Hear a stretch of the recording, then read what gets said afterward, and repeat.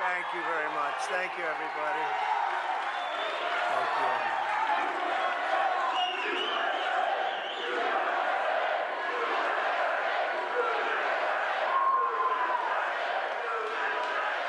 Well, thank you, Wayne, and thank you, Jason. I'm honored to be here in the great state of Texas with the wonderful patriots of the NRA. And unlike some, I didn't disappoint you by not showing up. Gotta show up. Gotta show up. For more than 150 years, the NRA has stood strong and tall in defense of our rights, our freedoms, our families, our law enforcement officers, and our sacred liberties as Americans. And together we're going to be standing strong and tall for many, many years to come. And I really do appreciate this incredible turnout. I want to express my tremendous gratitude to each and every one of the proud citizens here today. You are the backbone of our movement, and you are the backbone of our country. You know that.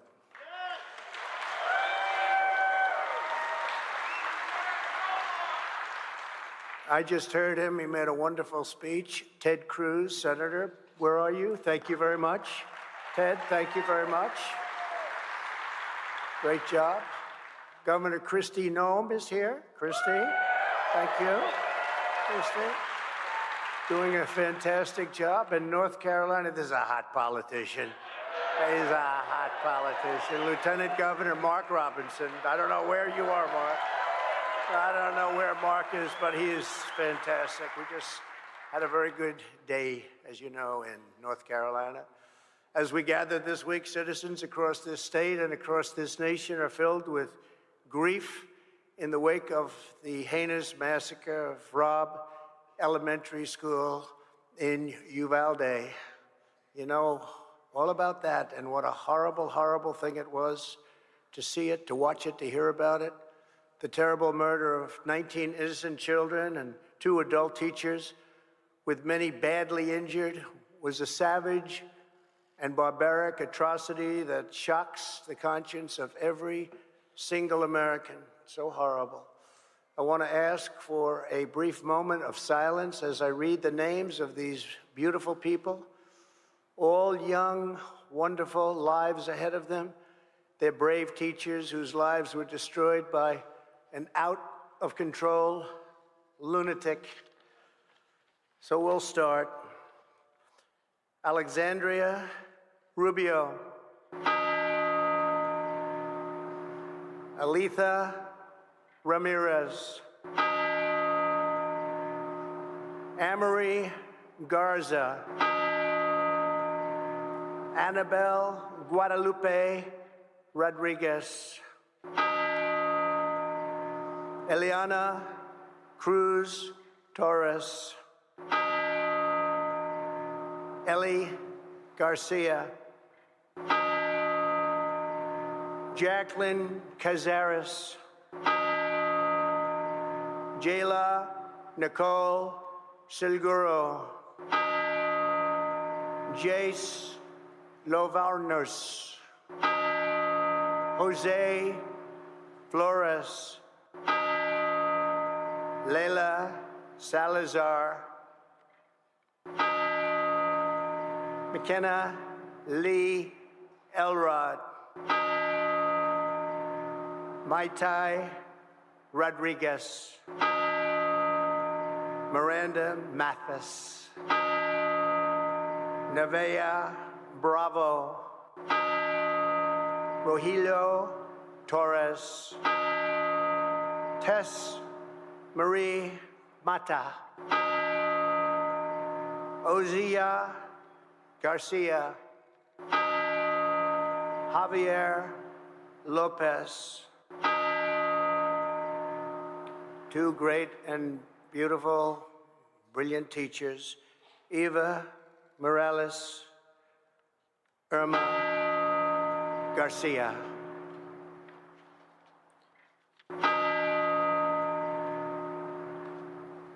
And thank you very much. It's a beautiful moment of silence for something that should never have even been thought about, let alone happened.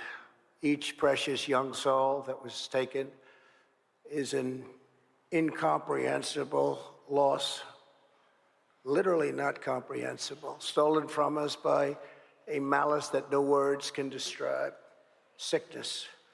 The monster who committed this crime is pure evil, pure cruelty, pure hatred, absolute pure hatred. And while those he slaughtered are now with God in heaven, he will be eternally damned to burn in the fires of hell.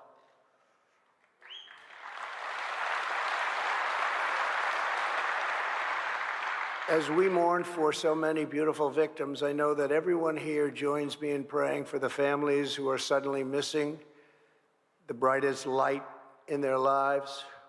We see their agony. We ask God to ease their suffering and to heal their pain, and together we grieve side by side as one great American family. Now is the time to find common ground. Sadly, before the sun had even set on the horrible day of tragedy, we witnessed a now familiar parade of cynical politicians seeking to exploit the tears of sobbing families to increase their own power and take away our constitutional rights. Every time a disturbed or demented person commits such a hideous crime, there's always a grotesque effort by some in our society to use the suffering of others to advance their own extreme political agenda. Even more repulsive is their rush to shift blame away from the villains who commit acts of mass violence and to place that blame onto the shoulders of millions of peaceful, law-abiding citizens who belong to organizations such as our wonderful NRA. When Joe Biden blamed the gun lobby, he was talking about Americans like you. And along with countless other Democrats this week, he was shamefully suggesting that Republicans are somehow okay with letting school shootings happen. They're not okay with it. This rhetoric is highly divisive and dangerous, and most importantly, it's wrong. It has no place in our politics. As always, in the wake of these tragedies, the various gun control policies being pushed by the left would have done nothing to prevent the horror that took place, absolutely nothing. Unfortunately, ever since Columbine, we've been afflicted by a contagion of school shootings carried out by deeply evil, violent, and mentally disturbed young men. While we don't yet know enough about this week's killing, we know there are many things we must do. We need to drastically change our approach to mental health. There are always so many warning signs. Almost all of these disfigured minds share the same profile. When people see something, whether on social media or in school, they need to say something. Teachers, parents, school officials, and community members need to be recognizing and addressing these alarm bells promptly and very, very aggressively. And our school discipline systems, instead of making excuses and continually turning a blind eye, need to confront bad behavior head on and quickly.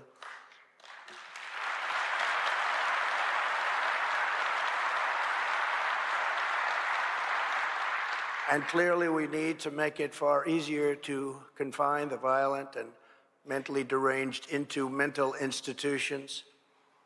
We have also, very importantly, got to deal with the problem of broken families, because no law can cure the effects of a broken home. There is no substitute for a strong mom and a great dad.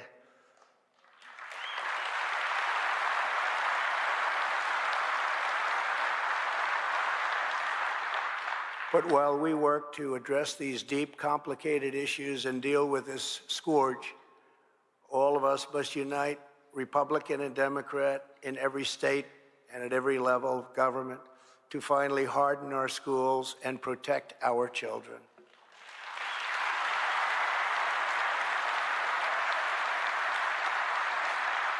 What we need now is a top-to-bottom security overhaul at schools all across our country. Every building should have a single point of entry. There should be strong exterior fencing, metal detectors, and the use of new technology to make sure that no unauthorized individual can ever enter the school with a weapon.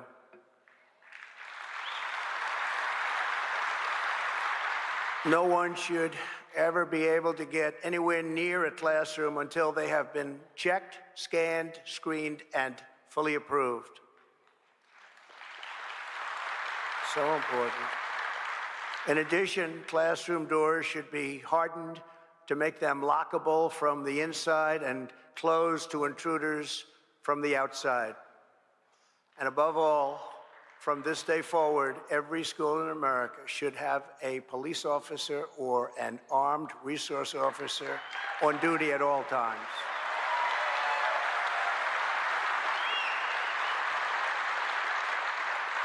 Moreover, at every police department in America, we need a rigorous training on active shooter protocols to immediately locate and eliminate the target.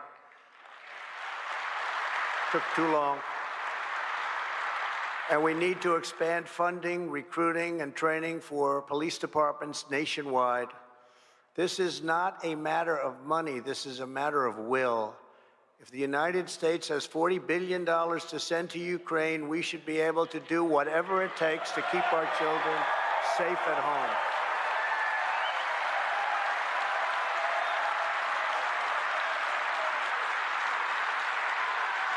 Thank you.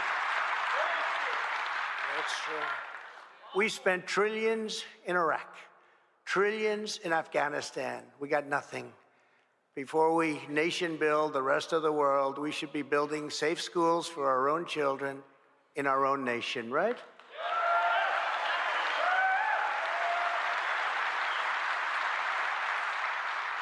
Last year alone, Biden and congressional Democrats sent $122 billion in so-called COVID relief funds to K through 12 schools, even while they were keeping many of our schools totally shut down, no doubt severely worsening the mental health challenge of many youth. I mean, many of these young people really suffered very greatly. They became very ill. They may have been ill to start, but they became very, very ill.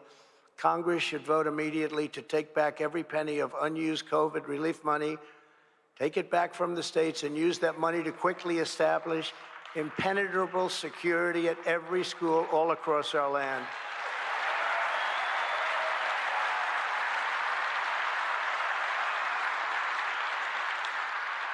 As many have noted, inner city schools rarely have these kinds of mass shootings. I didn't know that until just recently. Think of that. They rarely have this problem, despite being located in very tough neighborhoods in many cases where there's tremendous levels of high crime and violence. They're much more dangerous outside the school than inside. The reason is that for decades, inner city schools have had much stronger security measures in place in the school itself, including metal detectors and, yes, armed guards. They had guns, armed guards. Whatever our differences may be on other issues, what on earth is stopping Democrats from immediately passing measures to ramp up school security? How many more tragedies will it take until they agree to set aside their far-left political agenda and do what is really needed and what actually works? This is not about virtue cycling and signing. This is about blaming your enemies. No, we don't want to do that. This is about saving our children's lives. Yes, that's what we want to do. Surely we can all agree our schools should not be the softest target. Our schools should be the single hardest target in our country.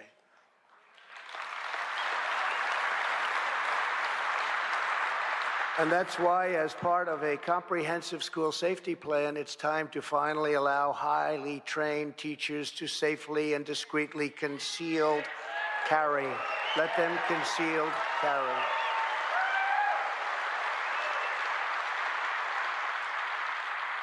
And again, they have to be able to handle it. They have to be highly trained, all of those things, but let them do that. It would be so much better and so much more effective, even from a cost standpoint.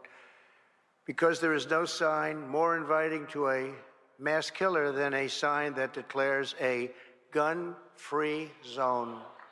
Most dangerous place. I know it sounds good, and it really does. Doesn't it sound wonderful? But it's not.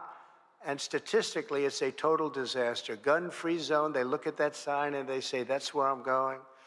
We cannot have that, because if somebody goes into that building, all of those innocent people will be taken out, will be killed, will be tortured. Bad things will happen. Have to get rid of it. As the age-old saying goes, the only way to stop a bad guy with a gun is a good guy with a gun. Have you ever heard that? No, you've never heard that.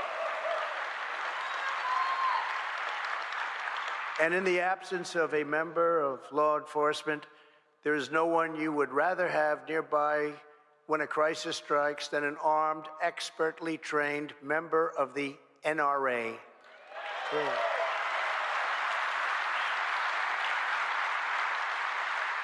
Let's not pretend that those on the left are just talking about limiting one class of gun or one category of ammunition. You know they're not doing that. We all know they want total gun confiscation. You know that. This would be a first step. Once they get the first step, they'll take the second step, the third, the fourth, and then you'll have a whole different look at the Second Amendment, which is, by the way, totally under siege. But we stopped it for 4 years. We stopped it, and you've got to stop it. You've got to stop it. But even if every decent and honest American gave up their guns, the criminals would never give up theirs, and they never will. They're never going to give up theirs. They would wreak havoc like never before in our country. The fact is, there will always be sick and demonic souls who wish to harm the innocent and see malice triumph over good. Going to have that. But the existence of evil in our world is not a reason to disarm law-abiding citizens who know how to use their weapon and can protect a lot of people. The existence of evil is one of the very best reasons to arm law-abiding citizens.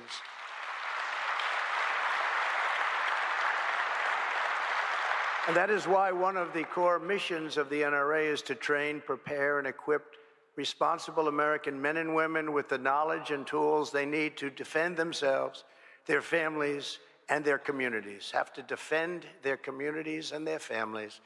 Every single year, the NRA's 125,000 certified instructors, these are highly trained, very, very capable people. They train an incredible 1 million Americans to be safer gun owners, ready to act when the situation calls. Incredible job. And every day, that training is protecting the vulnerable and safeguarding the innocent. An estimated 500,000 to 2.5 million Americans each year use a firearm in self-defense, the vast majority without ever even having to fire a shot. Oftentimes, they know you have it, and they say, no, thank you. We're not gonna mess with her.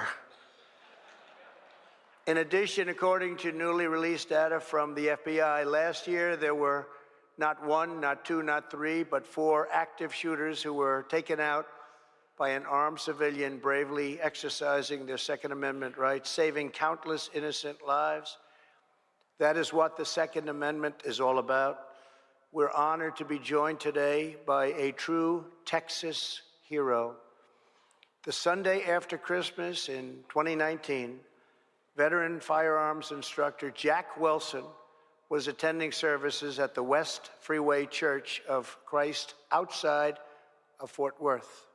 He saw a strange man enter the church, and after that, Jack never took his eyes off him, would not leave him. He knew something was wrong, right up until the man approached the person serving communion and pulled out a gun. Thankfully, after Texas passed a law allowing concealed carry in places of worship, Jack had volunteered to lead his church's citizens security team, and he knew what he was doing. Instantly, Jack and another congregant pulled out their firearms very quickly, very professionally. The shooter gunned down Jack's team member and then turned and killed the man serving Holy Communion. Amid the chaos, Jack had only an instant to take aim. He saw his chance and took out the shooter with a single perfect shot. Incredible.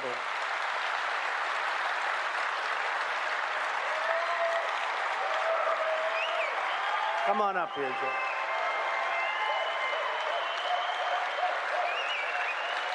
Come on up here, Jack.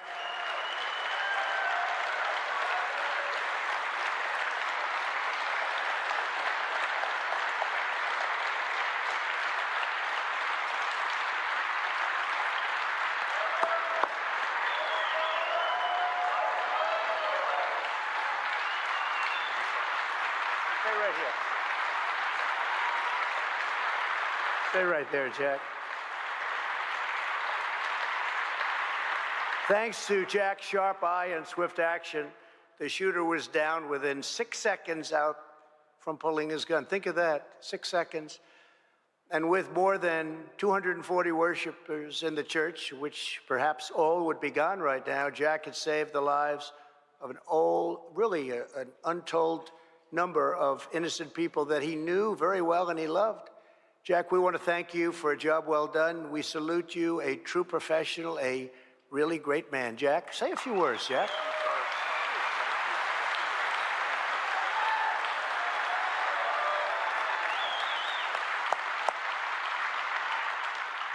Thank each and every one of you. Again, thank you, President Trump, and you're still my president.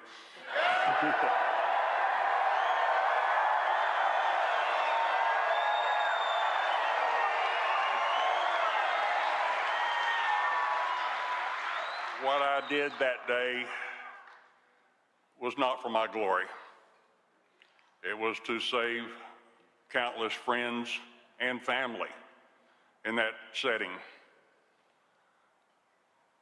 I hope you're never put in that position, but understand if you are put in that position, you have to make that decision to do what is right. Not what somebody says, well, you shouldn't do that. No. I did not kill a human being that day. I took out evil.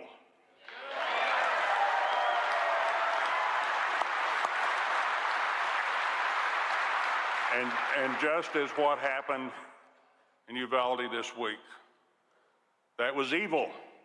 We have to deal with evil at all levels. You have to stand up and be prepared to protect and do what you have to do to stop evil in this country. Thank you.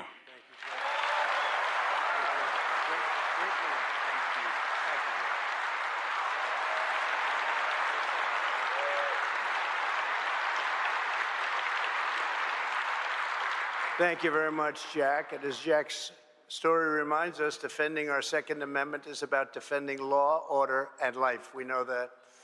As law and order conservatives, we have no higher goal than to reduce violent crime by the greatest degree possible.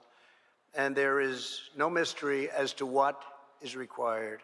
Over the past 2 years, our nation has paid a horrifically bloody price for the Democrats' defund the police rhetoric and their weak on crime policies. We have paid a big price. In every city where the left attacked the police, slashing funding, or hired radical prosecutors, violent crime has skyrocketed. Last year, 12 major cities hit all-time highs. This is the history of our country, all-time highs in record homicides. And this year is looking far, far worse, not even close. In Democrat-run Sacramento last year, a man with a long criminal history was released from jail on zero bail and wished that he would never have been put in jail. That was his wish. Weeks later, he broke into an innocent woman's home, sexually assaulted her, murdered her, killed her 2 dogs, and set her house on fire.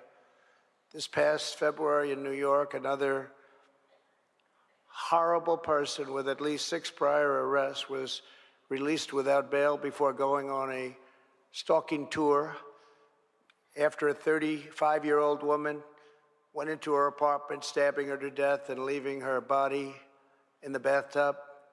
And recently in Philadelphia, a thug murdered an innocent man walking his dog 2 weeks after being released on armed kidnapping and assault charges, where he badly hurt a number of people.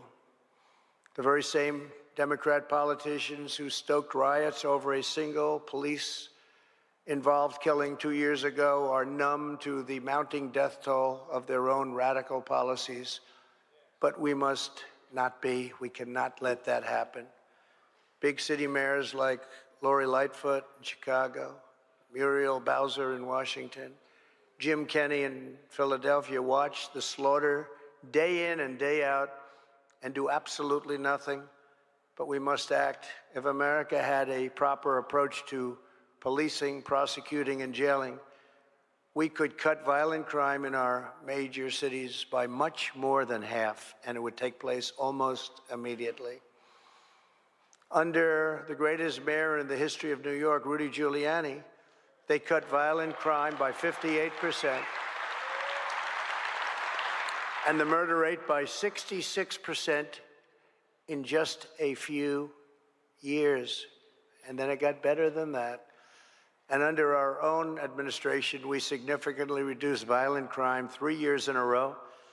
We resurrected Project Safe Neighborhoods, bringing together prosecutors, police, sheriffs, and citizen groups to get dangerous felons off the streets and off the streets rapidly.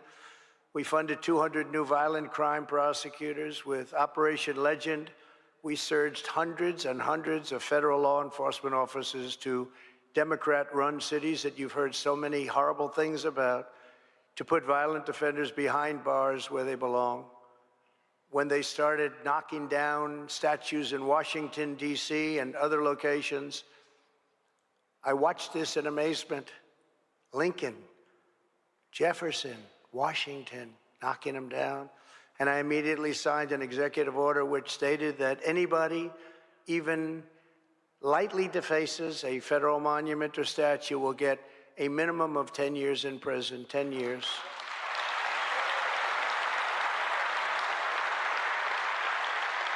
And immediately upon signing it, everything stopped. Do you ever notice that? It all stopped. There was nothing. Didn't happen. Amazing, isn't it?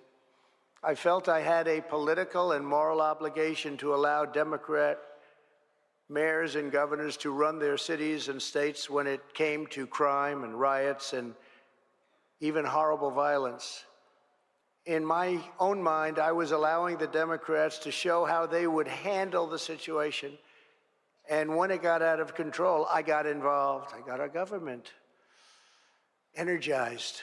I called the National Guard and federal law enforcement, and we saved the cities of Minneapolis, Kenosha, Seattle, Chicago, and even Portland during some very, very bad times in those places. But then they wander back to the past. But if I ever do it again, namely run for president and win, I would no longer feel obligated to do it that way. I would crack down on violent crime like never before.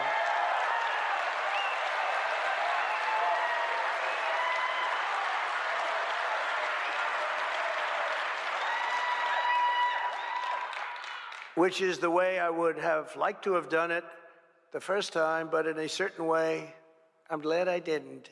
The easiest, simplest, most straightforward thing we can do to save thousands of American lives from violence is to hire more police, arrest more violent criminals, give them speedy trials, and get them into jail.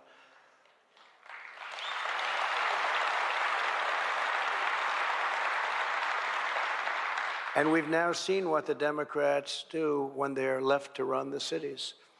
So now it has to be done right.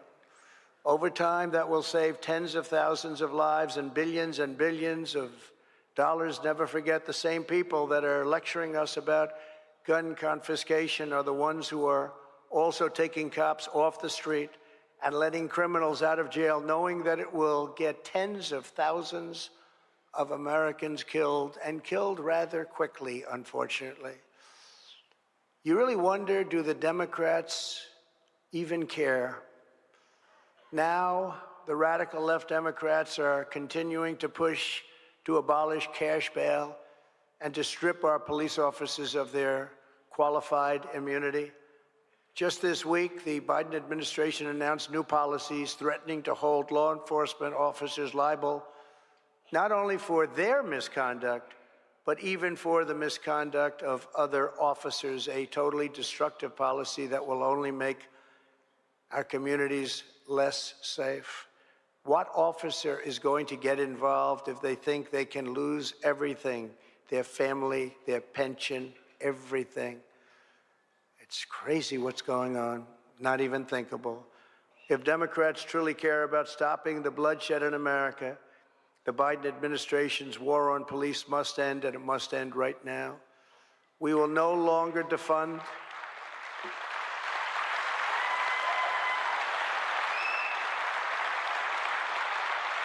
Thank you. We will no longer. I knew it had to happen. Who is that man? Stand up, please. Who is that? Had to happen. We will no longer defund the police, and we will no longer even mention defunding of the police. We will never mention it again. Great American heroes.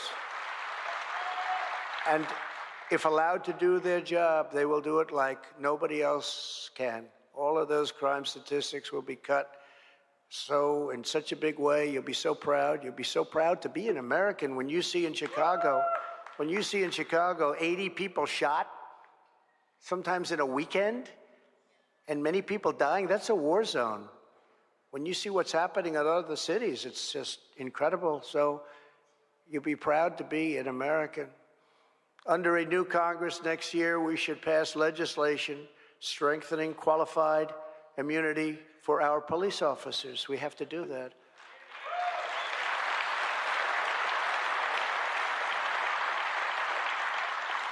Who would ever take a job without that? Think of it. Who would ever take a job? You ruin your life, have one bad story that may be made up, because a lot of the stories are made up. One bad made-up story and your life is over. Our law enforcement men and women do their duty to protect us, and we must do our duty to protect them. Have to do it.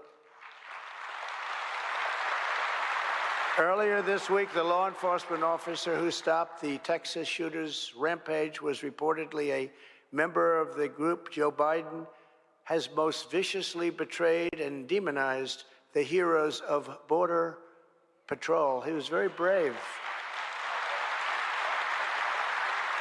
Every day, our amazing Border Patrol agents and ICE officers are risking their lives to keep our communities safe. And when we regain control of Congress, we must do that. Please remember that.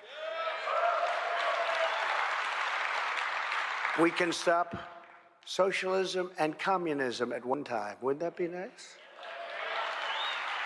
We will once again give these great patriots the authority, the resources, and the respect they need and dearly deserve. They need this. They have to have it, but we need it. We need it more than they do. There can be no doubt that the crime crisis is fueled in part by the Biden border crisis. Numbers of people coming in at levels that nobody's ever seen before, probably that no country has ever seen before.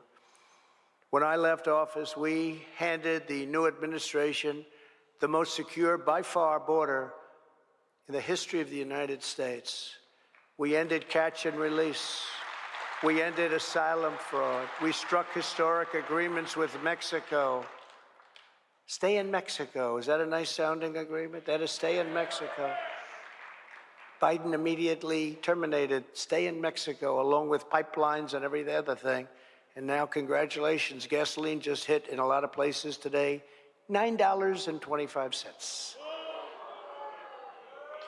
We deported illegal alien gang members by the thousands, and we built nearly 500 miles of great, beautiful new border wall, the exact same specifications that the Border Patrol gave us. We got it built, and then we started building more. We're going to add another 200. We were almost finished with that. And then, lo and behold, they came in with a very bad election, very bad, to put it mildly. They came in with a bad election and they stopped building the border wall. And when Texas went to them and wanted to use the fencing that was already bought and paid for and sitting there waiting just to go up, would have taken 3 weeks to finish it, they took it away. They wouldn't give it to them. So at least you know where they're coming from. We gave them the best border ever, and they turned it into the worst border nightmare of all time. And you are paying a very high price for that right here in Texas. You're paying a very high price. We had the greatest border, the most secure border in this country, in our country's history.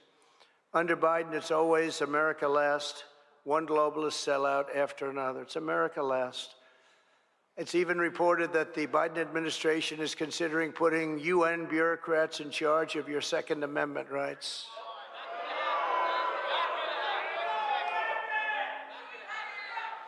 Just like I'm sure that most of you haven't heard this, but you know I terminated the Iran nuclear deal because it was a disaster. They want to go back into it. You know who's negotiating for us? Russia and China. How's that going to work out? You think that's going to work out good?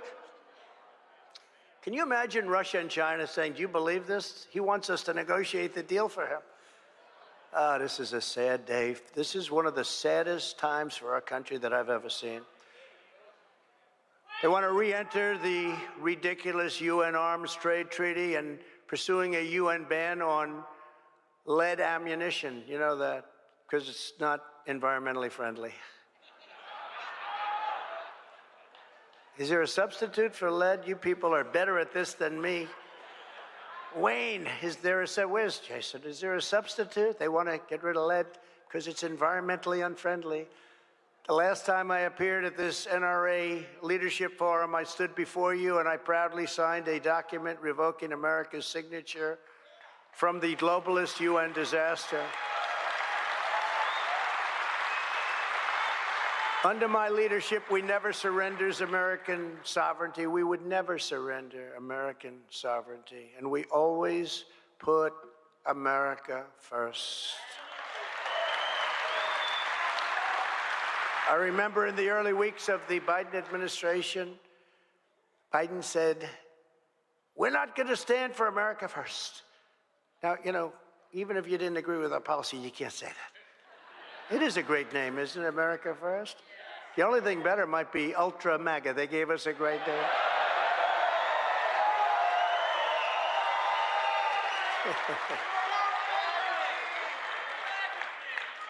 But compare that, all of the things we talk about, we see, we feel, and many of the things we don't talk about, compare that with how great America was just 2 years ago. Think of it, there was no inflation. The war with Russia going into Ukraine would never, ever have happened, would have never happened. I spoke to Putin about it, would have never, ever happened. He knew the consequences. He would have never done it. In fact, he didn't do it. Sleepy Eyes Chuck Todd on Meet the Fake Press. You ever hear of Meet the Fake Press or Deface the Nation, those shows? Ladies and gentlemen, it's President Donald Trump on Deface the Nation. But that really should be the name of these shows. But he was saying to Blinken, I believe, he said, how come this never happened with Trump? Don't forget, Georgia was given up by Bush. Hate to say it. Georgia was given up by Bush. Crimea was given up by Obama and Biden. I mean, we'll add Biden's name in that if you don't mind. Nothing was given up by Trump. And then all of Ukraine, essentially, was given up by Biden, because what do they have left? You know, with all the shooting, all the rockets, every city is being leveled. What are they going to have? There's no win here for anybody. There's no win. This should have never been allowed to start. It would have 100% never started if we didn't have a rigged election. Would have never started in a million years. We had $1.87 per gallon gasoline. Think of that, $1.87. Energy independence, and soon we were going to have energy dominance. We were going to be bigger than Russia and Saudi Arabia combined by a lot. We were on the way, going to be very, very soon. We were leaving Afghanistan with dignity and strength, not surrendered death, and leaving $85 billion worth of beautiful, brand new equipment giving it to the enemy. You know, they're a tremendous arms dealer right now. They're selling most of it because how much do they need? They don't need that. So they're selling it. They're the biggest arms dealer in many ways, I understand. On many of the charts, they are number one. Think of it, $85 billion worth of brand new stuff, helicopters, planes, goggles, everything. Well, it's a terrible thing.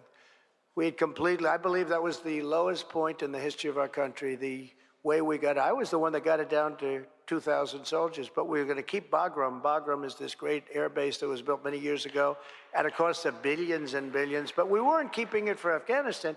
We're keeping it because it's 1 hour away from where China makes their nuclear weapons. And we left in one night. Everybody was gone. They left the lights on. Think of it. The lights were all left on. The dogs were left behind, by the way, for those people that like dogs. But we left, and they don't like dogs. You know that. They don't like dogs. They don't like them at all. But think of it. Just think of it. Billions and billions of dollars it took to build it years ago.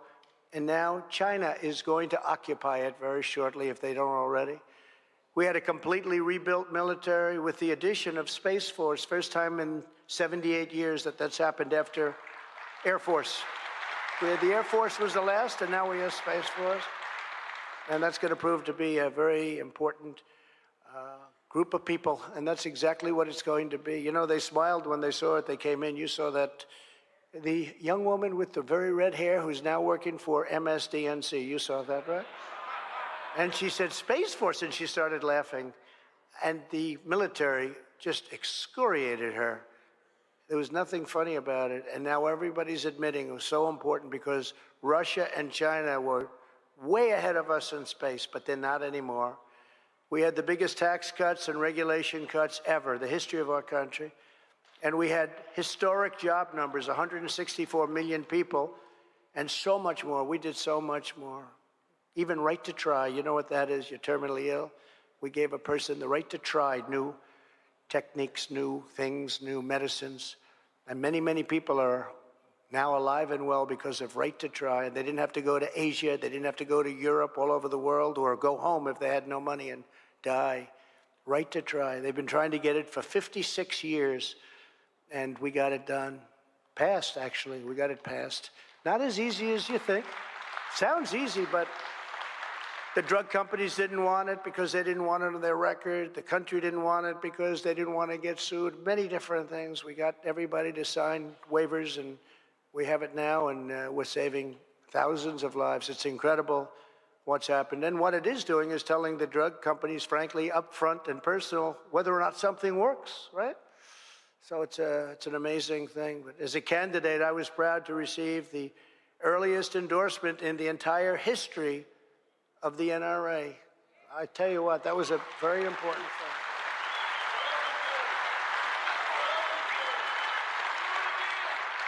That was like getting into a great college. You say, boy, that feels good. Everybody wanted it. Don't forget, we had a total of 18 people running.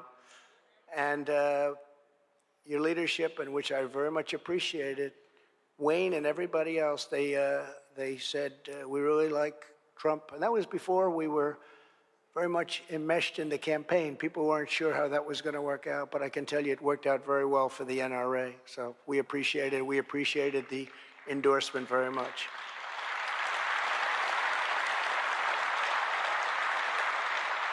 And we got it the second time, too. We got 12 million more votes the second time. How about that?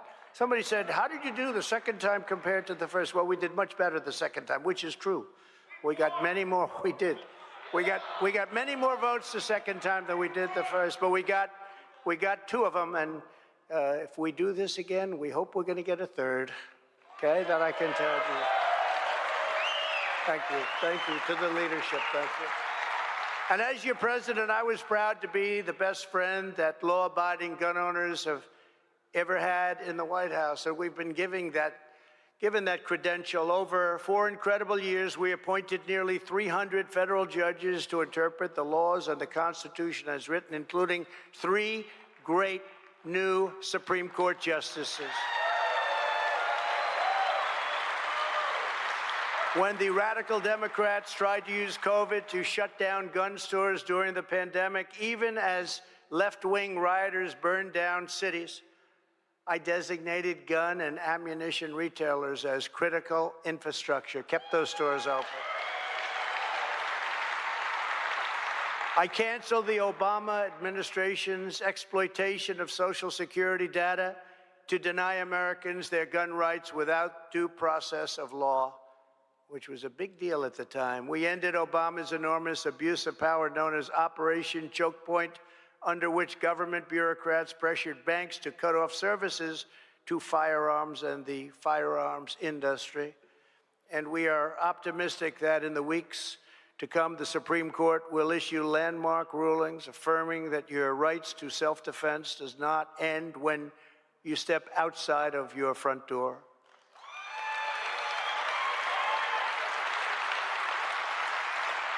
And I think very importantly, as president, I stood up for America's hunters and fishers and sportsmen like no administration since Teddy Roosevelt. He was good also, I will say. We expanded access to 1.4 million acres of public lands for hunting, fishing, and recreation. We gave the American people their land back. It was taken away by government. And we stopped the Obama-era regulatory assaults on hunting, trapping, ammunition, and fishing gear. Everyone here today is united by one incredibly powerful bond. We're all citizens of the United States of America, the greatest country in the history of the world. But we're not so great anymore. We're going to make it great. We're going to make it greater than ever again.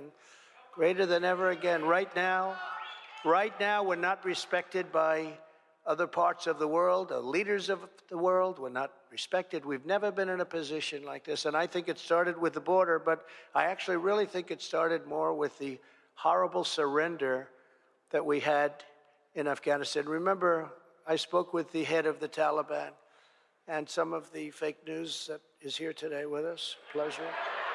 Why is he speaking to the Taliban? Why? You know, when they asked Jesse James, why do you rob banks? He said, because that's where the money is, right? Why do I speak to the Taliban? And I did. I spoke to Abdul, who's still the leader of the Taliban. I said, in a very nice way, don't ever kill any of our people. 18 months we went without one American soldier being killed until that tragic, tragic day.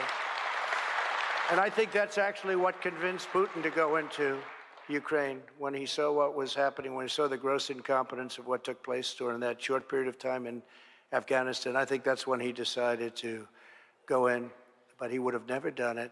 It's our citizenship that protects our birthright, our freedoms that belong to every American of every race, religion, color, and creed. No matter who we are or what our background in America is, we have the right to freedom of speech. We have the right to freedom of assembly, freedom of association, free and fair elections, and we have the right to very, very strong and powerful borders.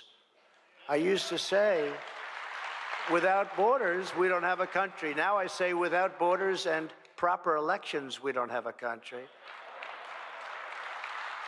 We have a right to religious liberty. We have a right to the full, fair, and impartial rule of law. But also, we can never forget that we have a right to our Second Amendment, which is under siege, but we will prevail. We will prevail. As our Bill of Rights says in those clear and immortal words, the right of the people to keep and bear arms shall not be infringed.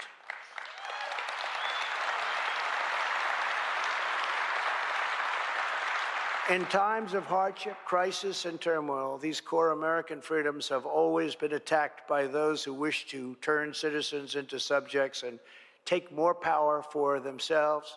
But thankfully, our nation has always been blessed with Americans like you. You're incredible Americans in this room. Patriots who know that our rights are given up if we let somebody do the wrong thing. It's very simple. It's very precious.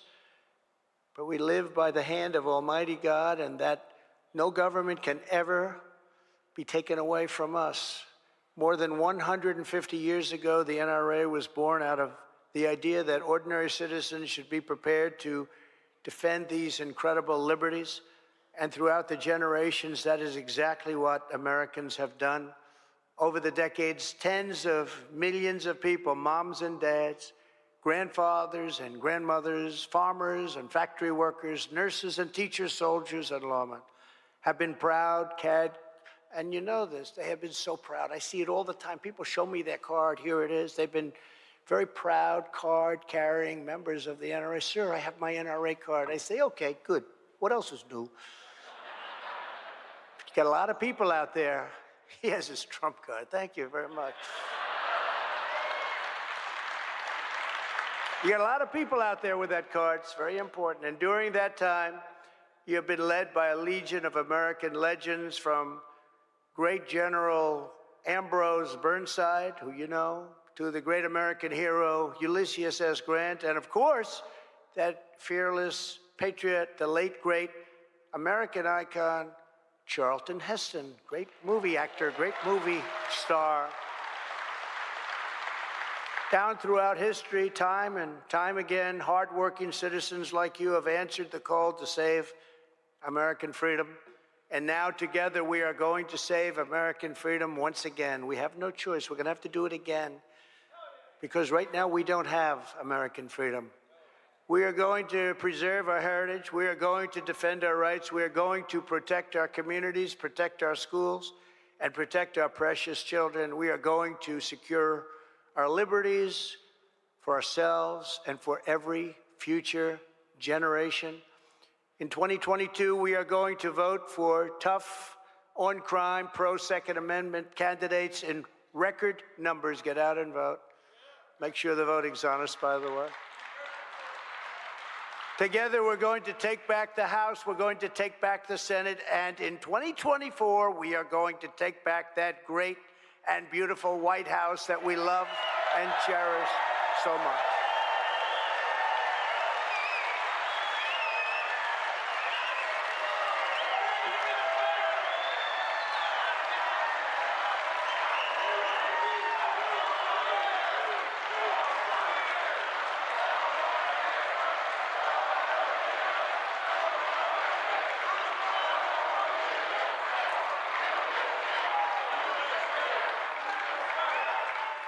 And then we're going to make America safer, freer, richer, stronger, prouder, and greater than ever before. To the incredible patriots, people of Texas, God bless you and God bless America. Thank you very much. Great honor. Thank you.